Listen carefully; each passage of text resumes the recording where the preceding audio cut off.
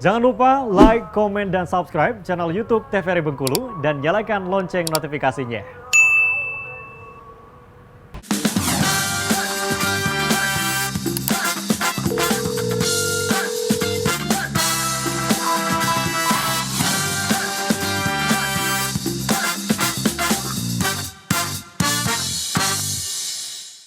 Assalamualaikum warahmatullahi wabarakatuh. Selamat pagi sahabat sehat di rumah. Apa kabar Anda? Semoga selalu dalam keadaan sehat walafiat ya. Senang sekali hari ini saya Julia Hartanti kembali menjumpai Anda dalam acara Dokter Kito Bersama Kita Sehat. Nah pemirsa, seperti biasa Dokter Kito hadir dengan berbagai informasi dan edukasi seputar dunia kesehatan. Nah pada kesempatan kali ini kita akan membahas mengenai asma. Saya mengajak pemirsa di rumah untuk ikut bersama-sama membahas ini dengan narasumber kita yang sudah hadir hari ini. Nah, bagi pemirsa yang ingin bertanya bisa langsung saja melalui WhatsApp 085176464648. Pemirsa, saat ini sudah hadir bersama saya Dokter Cantik, Dokter Sela. Selamat pagi, Dokter. Pagi. Bagaimana kabarnya? Sehat? Alhamdulillah sehat. Alhamdulillah sehat ya. Alhamdulillah Cerah sehat. sekali hari ini, Dokter. Thank you. Luar biasa. Kemudian pemirsa di rumah juga sudah hadir bersama dengan kita hari ini Bang Agung. Nih, bagaimana kabarnya, Bang? Alhamdulillah sehat. Alhamdulillah sehat ya, luar biasa. Bang Agung, Dokter Sela cerah-cerah sekali hari ini. Terima kasih sudah hadir.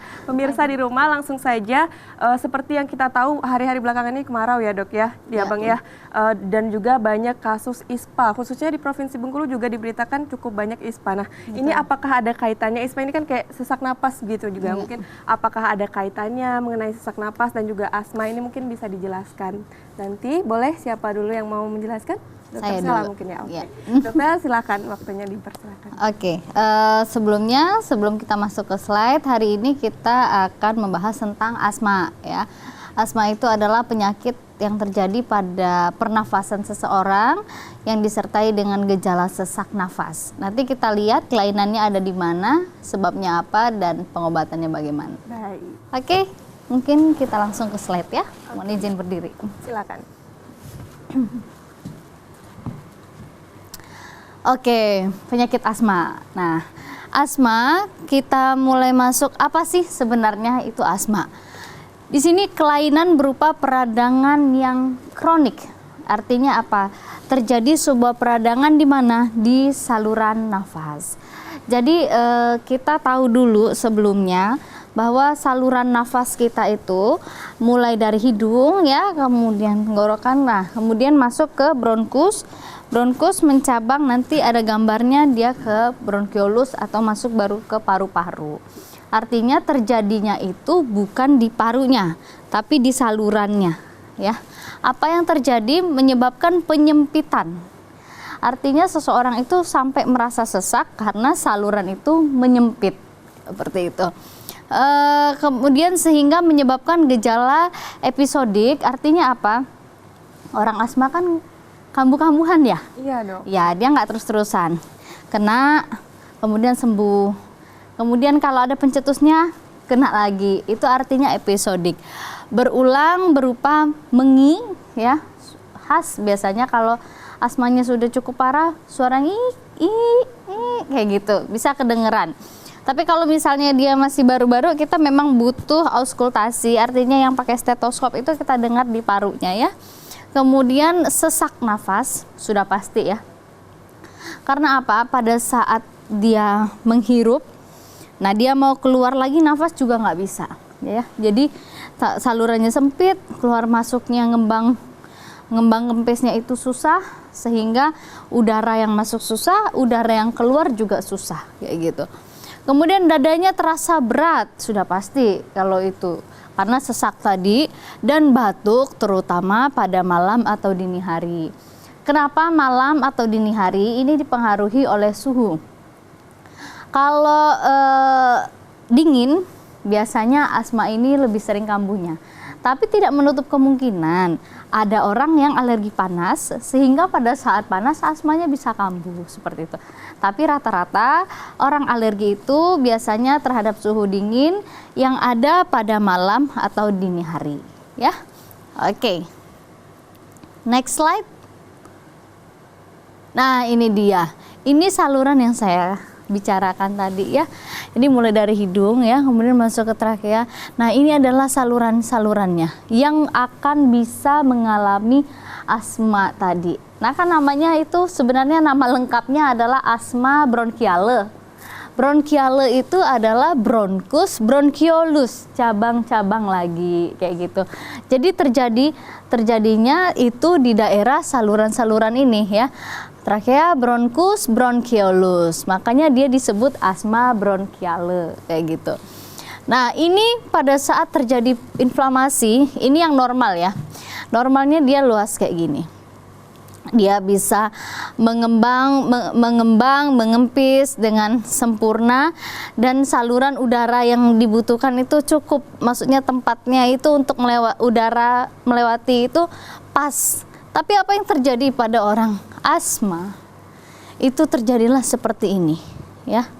Dia bronkokonstriksi. Artinya apa? Di dalam bronkus itu dia mengalami penyempitan. Ini kita lihat ya. Dari yang sebesar ini mengecil salurannya seperti ini. Bayangkan bagaimana udaranya itu bisa masuk dengan sempurna dan bisa keluar dengan sempurna. Sehingga apa? Orang itu akan mengalami sesak nafas. Kok bisa seperti ini? Karena itu tadi, pada saat terkena alergennya, pada saat orang itu alergi, terkena pencetusnya, semuanya mengalami peradangan di daerah sini. Peradangan sehingga kita lihat ya, ini yang warnanya normal nih. Ini warnanya lebih merah. Kalau radang itu khasnya kan warnanya berubah jadi merah ya. Nah, kemudian bengkak. Nah, kalau misalnya yang ini dia posisinya normal aja nih, tipis. Yang ini dia membesar. Jadi merah, membesar saluran ini sehingga menyebabkan lubang salurannya itu sempit. Seperti itu. Makanya sampai terjadi gejala asma. Dan ini tempat lokasinya. Dia bisa di satu sisi paru, ya, kiri atau kanan, bisa juga di kedua-duanya. Bayangkan kalau kita sulit untuk menghirup dan mengeluarkan nafas akibat dari peradangan ini ya. Bengkak ya. Kemudian apalagi yang terjadi? Di sini ini kan mukusnya normal ya. Mukus itu adalah lapisan yang bisa menghasilkan cairan. Seperti itu. Memang kita butuhkan biasanya untuk membuang apa ya? Bekas-bekas yang kotor di dalam saluran nafas untuk dikeluarkan. Lendir seperti itu. Tapi kalau ini, lendir yang dihasilkan itu berlebihan. Jadi apa yang terisi di dalam lubang ini kebanyakan adalah cairan, kayak gitu. Makanya orang yang batuk bisa asma, yang asma juga bisa batuk. Karena apa? Produksi dari ini nih, mukosanya ini dia berlebih. Jadi lebih banyak cairan sehingga udara udah sempit masuk, ditambah lagi karena banyak cairan sehingga makin sulit untuk masuk. Oke, lanjut. Dan ini kaku ya, kaku. Itu kaku dok ya? Ya, posisinya. Dia pasti susah karena tadi kan posisinya udah bengkak, kemudian tadi merah, meradang, dan satu lagi ada cairan. Jadi geraknya tuh terbatas ya, nggak elastis. Nah, ini sebab-sebabnya ya. Kalau sebab-sebabnya itu adalah yang pertama, kecenderungan untuk mengembangkan alergi. Jadi kita itu alergi itu merupakan biasanya turunan. Bapak ya itu biasanya turunkannya ke anak perempuan. Ibu biasanya turunkannya ke anak laki. Kita tahu dulu ada trias alergi, berarti ada 3 penanda alergi. Yang pertama itu biasanya adalah rinitis alergi. Rinitis alergi itu seperti apa? Biasanya kalau dia kena pencetusnya, dia bersin berulang. Jadi dalam satu periode itu bisa 5 kali. Kemudian hacim kayak gitu. Kapan? Biasanya kita dengar orang kalau di rumahnya tuh pagi hari kayak gitu ya, atau malam hari, atau lagi beres-beres, kemudian nggak pakai masker, kena debu. Nah itu namanya rinitis alergi. Itu yang pertama. Yang kedua itu ada namanya dermatitis. Dermatitis itu kelainannya di mana? Di kulit. Nah, dermatitis itu kalau bahasa awamnya eksim. Biasanya orang sebutnya itu. Dia biasanya makan apa nih? Yang pencetus telur, ikan asin gitu ya. Nah, kemudian timbul, kemudian gatel awalnya gitu. Lama-lama kayak apa? Kayak kudis, kayak gitu. Dan berkembang seperti itu. Itu terjadinya pada kulit, kayak gitu. Dan yang trias satu lagi itu yaitu asma. Asma bronkiale. Dan mereka ini saling keterkaitan. Tapi tidak semuanya harus dimiliki. Seperti itu.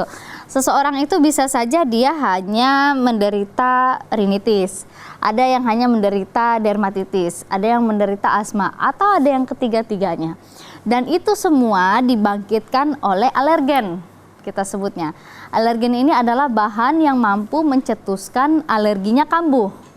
Apa saja itu? Biasanya bahan-bahan yang berprotein tinggi, kayak gitu. Kalau di bayi, biasanya kita lihat muka anaknya merah-merah, itu nggak cocok apa? Biasanya kalau anaknya nggak ASI, kan pakai susu bantu, susu formula. Nah, protein kan tinggi tuh di situ. Itu sudah penanda bahwa anak itu alergi. Alergi, Dok, ya. Kayak gitu ya. Kemudian apalagi suhu yang ekstrim, bisa dingin, bisa panas. Ada anak yang atau yang nggak anak ya, sampai dewasa pun kalau misalnya terkena dingin, bangkitlah itu tadi. Misalnya rinitisnya bangkit atau asmanya nanti bangkit. Ada juga yang biasanya nggak tahan panas. Ada yang panas kemudian mulai merah-merah atau asmanya juga bisa bangkit. Kemudian apa lagi?